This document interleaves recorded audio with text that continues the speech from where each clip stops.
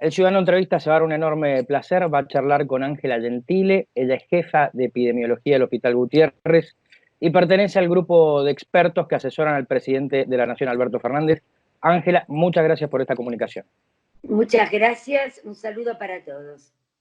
Bueno, Ángela, lo primero que quiero preguntarle, tenemos 1.795 casos hasta aquí detectados, 71 fallecidos, un número que se habla poco, que es el de los 365 recuperados, y me parece un buen dato.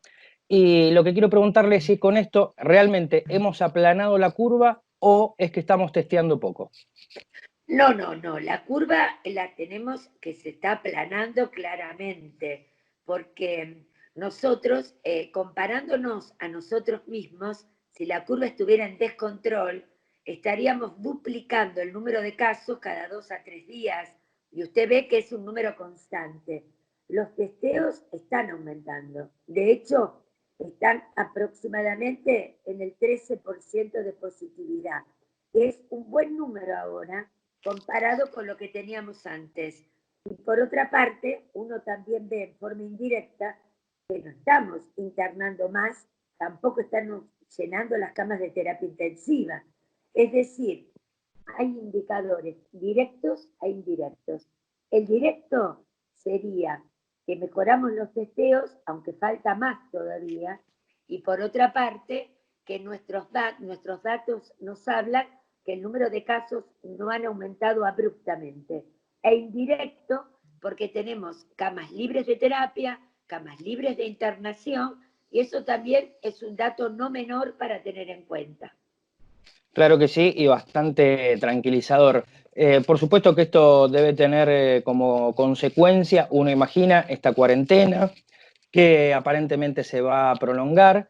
Y quiero preguntarle si prolongar la cuarentena es darle espacio al sistema de salud o si podremos atravesar realmente esta pandemia y este coronavirus con números tan bajos, en términos generales, por supuesto, que aquellas familias que han perdido personas es el 100% de los casos para ellos, ¿no? Pero en números generales para el país estaríamos hablando de una muy buena situación. No, esto no va a ser así, los casos van a seguir aumentando y nosotros estamos en una pandemia y esta curva no la vamos a poder sostener. Va a seguir aumentando, pero lentamente. Al aumentar lentamente, prepara o permite que el sistema de salud se prepare mejor para poder dar respuesta. Si uno tiene 1.000 casos en un día o tiene 1.000 casos en 10 días, no es lo mismo, porque si no el sistema se satura y no puedo precisamente dar lo mejor a la gente que se está internando, los más vulnerables. ¿Y qué le podemos decir a aquellos que sostienen que en algún momento, más tarde o más temprano, gran parte de la población va a infectarse con coronavirus? Bueno, es altamente probable que una gran parte de la población se infecte, no lo sabemos, ni tampoco lo vamos a saber solo mirando números de infectados o de enfermos. Eso se va a hacer luego con estudios de cero prevalencia. Se va a tomar una muestra de gente, se le va a sacar sangre y se va a medir anticuerpos. Y con esos anticuerpos, la proporción de positivos sobre el total nos va a permitir tener un dato aproximado de la cantidad de gente que se pudo haber infectado. Pero en este momento eso no se puede hacer porque todavía incluso el virus no circuló en una forma desmedida, lo que llamamos circulación comunitaria en todo el país. Hay áreas definidas como son Chaco, Santa Fe, Córdoba, el conurbano, capital y Ushuaia. En todo el país no está en la misma situación. Hay provincias que no tienen un solo caso o provincias con muy pocos casos. Entonces, el dato ese de decir qué porcentaje se va a infectar, lo veremos luego, cuando pase todo hacia fines de año. Bien, usted mencionaba provincias, yo también voy por ahí y le consulto porque usted habrá visto que algunas provincias ya han declarado de uso obligatorio social el barbijo. A mí me gusta hablar con los especialistas y tener respuestas de las fuentes directas y los que saben y se han preparado toda la vida para esto, más allá de que el coronavirus sea nuevo. ¿Usted qué recomienda? ¿Barbijo sí o barbijo no para salir a la calle? En realidad, lo que se está recomendando es un barbijo llamado social, que no es el barbijo quirúrgico del equipo de salud. Pero el primer concepto es que la primera medida y la más importante es el distanciamiento. Eso es un punto. Y la segunda es el lavado de manos. Y yo pienso que al colocarme un barbijo con eso solo, ese barbijo social, casero que hacemos, estoy protegido, caigo en un grave error. El barbijo simplemente es una medida adicional que va a colaborar, pero que no es definitoria en sí misma. Lo definitorio es el aislamiento. ¿Para qué se dice el barbijo social? Porque el barbijo protege no a la persona que lo usa, sino protege a los demás. Porque si la persona que lo usa tiene pocos síntomas, con el barbijo se crea una barrera más. Pero lo fundamental es el distanciamiento. Bien, quiero repasar con usted y volver al origen, a las primeras informaciones, porque en algunos sectores obviamente se está relajando la cuarentena. A mí siempre me parece importante destacar el autocuidado, porque cuidarnos es cuidar a los demás, es el mensaje que hemos escuchado.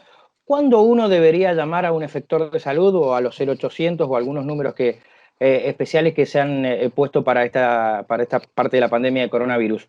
¿Cuando acumula más de un síntoma? O con tener uno solo basta para poder llamar?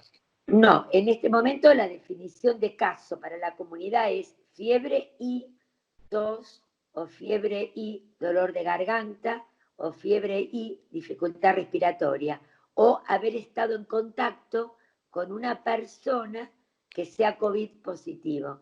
Y también que uno entre súbitamente con un cuadro clínico de neumonía a los servicios de salud. Eso es muy importante. Para Mendoza, que no está en el área de transmisión comunitaria, es importante si alguien viene de las provincias o de la zona metropolitana que yo les comenté, porque si alguien viene de la zona metropolitana y tiene síntomas, hay que pensar que puede ser un caso sospechoso. Bien, y aislarlo inmediatamente. Entonces, Y más de un testearlo, y síntoma. testearlo. Exactamente. Otra de las cosas que quiero preguntarle tiene que ver con los síntomas. ¿La tos es tos esporádica o una tos sostenida? No, es una tos seca y que se caracteriza porque no es una tos con secreciones, es generalmente una tos seca irritativa. Y la fiebre es una fiebre importante, una fiebre alta generalmente. Por supuesto, se han detectado otros síntomas nuevos, como por ejemplo la falta de olfato o de gusto, que están empezando a aparecer también en las series internacionales como un elemento a tener en cuenta, igual que el ojo rojo, pero son porcentajes muy bajos. Lo característico es la fiebre, la tos y el dolor de garganta. Muy bien, lo que vemos permanentemente por televisión es que hay, y ya voy finalizando y la libero, sé que tiene ocupaciones múltiples, es que hay un grupo etario que realmente la pasa muy mal y hay algunos que dicen, bueno, casi el 80% de la población que se contagie pasará esta enfermedad o este virus sin ningún problema. ¿Por Así qué es. impacta, doctora? Quiero preguntarle desde, para que me desasne, ¿por qué impacta tan diferente en un grupo y en otro? Bueno, aparentemente no hay una explicación certera de que por qué en pediatría tiene tan poca gravedad. Aparentemente estaría ligado a que el sistema inmune de los chicos, como se está desarrollando, no tendría receptores para este virus. Pero no hay todavía un dato fehaciente, hay especulaciones. Lo cierto es que los chicos hacen formas leves, rara vez se internan y casi nunca van a terapia, mientras que los mayores de 60, 65 y especialmente mayores de 70 años o pacientes con enfermedad de base son de alto riesgo. Así que bueno, esos son los que hay que proteger fundamentalmente.